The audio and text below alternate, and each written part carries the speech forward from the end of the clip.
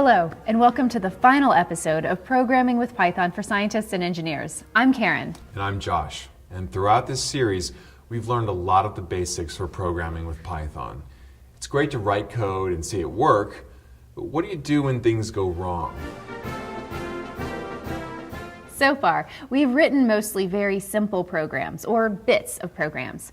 Once you start writing your own longer projects, you will make mistakes. Finding and correcting those mistakes is called debugging. Making sure you don't have any mistakes is testing, and you need to be systematic about testing. Let's start with an example. You read in some data and you want to plot it, but you need to generate the independent variable. Let's say we have a file with data on one bird, va goldfinch.txt. The data set in this file is very simple. Just a comma-separated list in which each value indicates how many times in a given year the bird was observed. We don't have any more information in this file, but we know that the years are 1966 to 2015. NumPy provides a convenient function to read data from a text file. This function is called loadtxt, and it requires as an argument the name of the file and, optionally, another argument to indicate what character is used to separate the individual data values in the text file. This character is called a delimiter, and in this case, it is a comma. So, reading the data into a NumPy array becomes very straightforward. Let's have a look. Start a new file and enter the following code. So, how do we plot the data? We know the range of years when the observations took place, 1966 to 2015. And so we want to plot number of observations loaded into the NumPy array against the range of years. So let's add that to our script. Let's run this program and see if we get the desired plot. Oops, what happened? We forgot that range and arange and most Python functions like them are exclusive of the upper bound.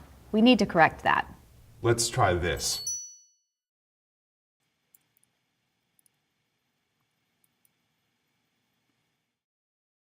That's it. Now it works. Let's smooth the data a little bit.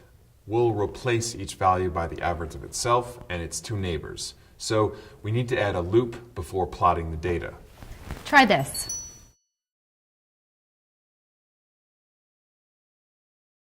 Well, that didn't work. Oh, it's because Python counts from 0. So for 50 elements in an array, the last index is 49. But I plus 1 is 50 when I equals 49. The problem is element 50 of the obs array does not exist, but that's an error we can easily fix. Try this.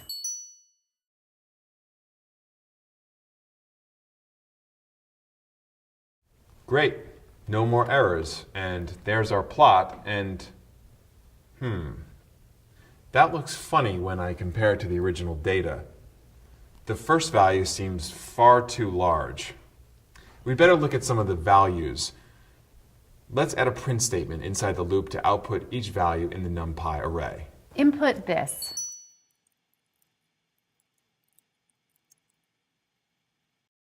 All right, we'll have to scroll back to see it all, but what's on that first line?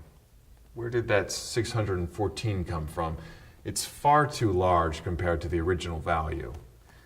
I'll scroll around and there it is. It's the last value. Right.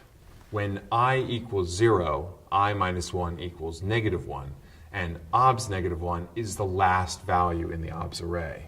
That's an easy mistake to make and might be difficult to find since it doesn't violate any rules and the interpreter is happy to evaluate it.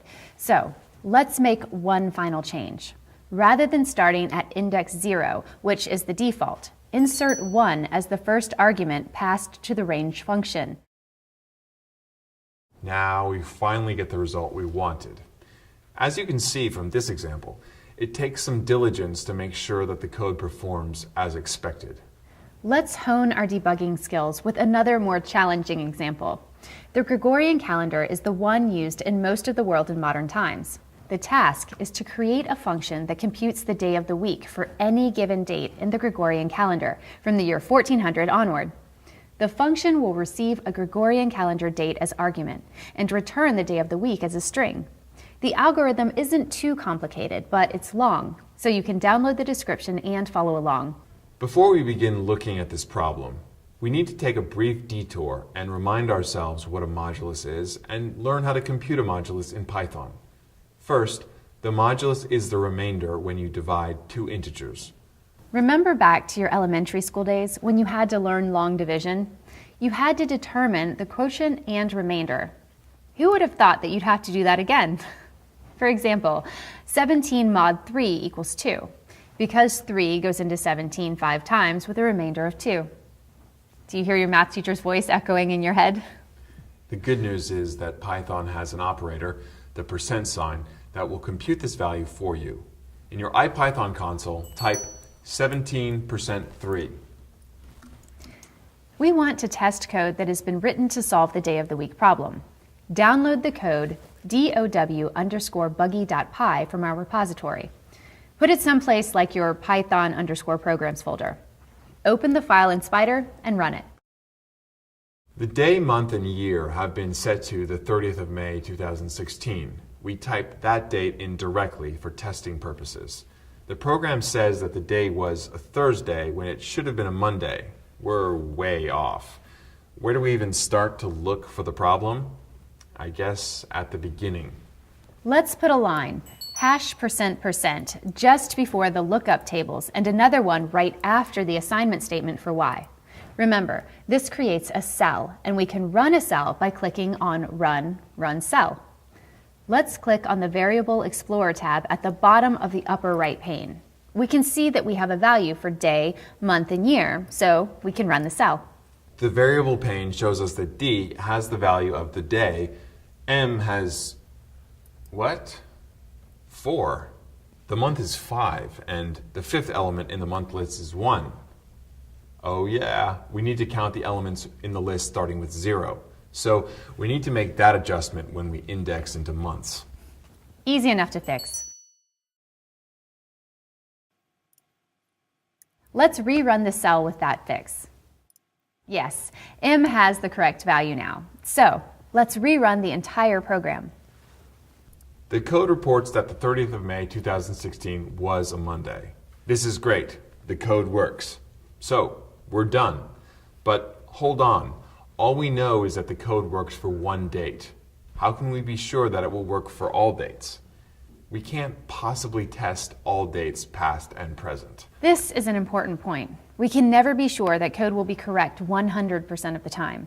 But if we test our code strategically, we can increase our confidence that it works properly. For this problem, we should test a date in each month of a year and dates in years that are and are not leap years. So let's start by testing the first day of each month in 2016. To simplify this, insert the following code in your editor at the bottom of the program. And run the code. You should see a nice list of results in your console. Of course, we'll need to look at a calendar to make sure that the results are correct. But wait a minute. January 1st, 2016 was a Friday. Our code is saying that it was a Saturday. The same thing happened for the next month. Our code is saying that February 1st, 2016 was a Tuesday when it was a Monday. But then March, April, and May look okay. Why would the first 2 months of the year be wrong? After much thought and head scratching, we may realize that 2016 is a leap year, but the leap day will only affect the day of the week for days after February 29th. We forgot to put that check into the code. To fix this problem, we need to add code that will check if the current year is a leap year and if the month of interest is before March. In the case where both of those conditions are true, then we will reduce L by 1. Insert the following code just before the if statement where the code determines the value of C. And run the code. Much better. Everything is looking good. Ooh, except for September 1st, 2016. The code says that it is a Friday instead of a Thursday. Because the problem seems to be related to a single month, let's look at how the month affects the computation. The only place where month is really used is to look up a value of m. What could go wrong there? We already corrected the problem with the index. Oh, I see. A value in the list cell called months is wrong. There's a 6 instead of a 5 in the fourth value from the end. Must be a typo. Let's correct that and rerun the code. That's much better. Finally, let's try some random dates that include leap years and non-leap years. For example, try the following dates.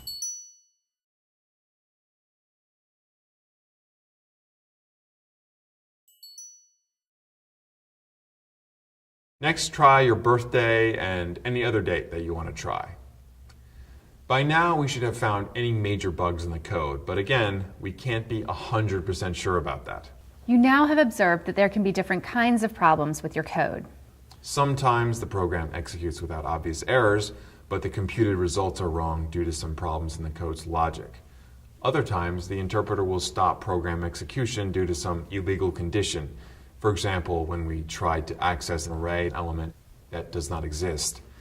When the interpreter stops and outputs an error message in the console window, we say the interpreter is throwing an exception. It's important to know about exceptions and about the mechanism that Python offers to catch and handle them so that your program doesn't exit with an error before finishing the desired computation. You've already seen exceptions in this episode. For example, index error index 50 is out of bounds for access 0 with size 50 is an exception. Many situations can result in an error. Attempting to read a file that isn't there, attempting to cast a string to a number when the string does not represent a number, an array or list index is out of bounds. All these conditions, and many more, are examples of those exceptions. If you do not handle them, the interpreter will, and it will just stop with some error message. What can we do about it? If we know that something might go wrong, we can put the relevant statements that may cause an exception inside a try block. Let's do this with our bird data code.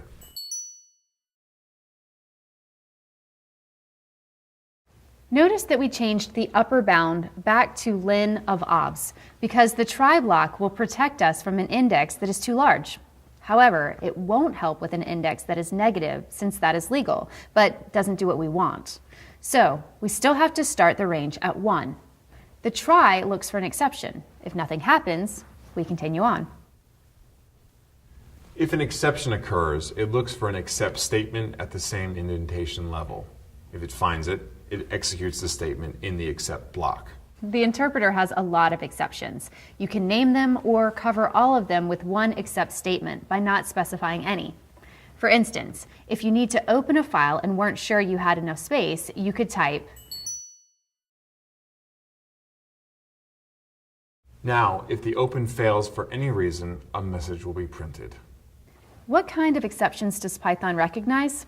Here's a list. Some you may have already seen. Others you will see as you keep programming in Python. Some you may never see, but you should be prepared to deal with them should they come up.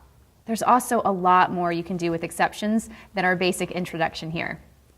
This is the end of our series on Python programming. We hope you've learned the basics now, but remember, there is much, much more to learn. There are several important topics we didn't have time to cover, so we encourage you to study other Python tutorials and example codes online. One can learn a lot from examining and experimenting with other programmers' codes. The best way to get better at programming is to keep doing it. Programming requires planning. The better the conceptual design of the code, the easier it is to implement without errors. Thanks for joining us for Programming with Python for Scientists and Engineers. We'll leave you with one more quote to think about. Thanks again. Thanks.